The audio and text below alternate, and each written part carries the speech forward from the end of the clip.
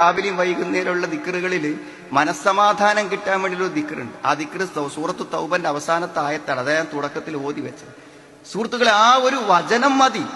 അത് 7 പ്രാവശ്യം ചെല്ലിയാൽ അവൻ അന്ന് സമാധാന ജീവിതം കിട്ടുന്നതാണ്. എന്തപ്പാ ദിക്റുള്ളത്?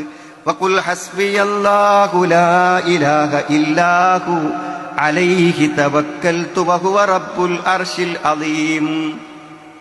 ഹസ്ബി അല്ലാ, എനിക്ക് അല്ല മതി. എന്തെടങ്ങേറ് മനസ്സിക്ക് വരുമ്പോഴും നമ്മൾ പറയാണ് ഹസ്ബി അല്ലാ, എനിക്ക് അല്ലാഹു മതി. ലാ ഇലാഹ ഇല്ലാഹു, അവനല്ലാതെ ആരാധ്യനില്ല.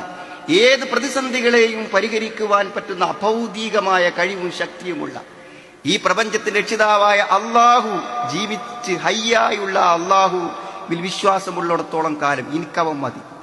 എന്റെ എന്ത് പ്രശ്നവും അവൻ പരിഹരിക്കും. അലൈഹി തവക്കൽതു, ഞാൻ എന്റെ മനസ്സിന്റെ പ്രതിസന്ധികളെ, പ്രയാസങ്ങളെ അവനിൽ ഏൽപ്പിച്ചിരിക്കുന്നു. വഹുവ റബ്ബുൽ അർശിൽ അളീം, അള്ളാഹിന്റെ സൃഷ്ടികളിൽ ഏറ്റവും വലിയ സൃഷ്ടിയാണ് അർശ്, അള്ളാഹുവിന്റെ സിംഹാസനം.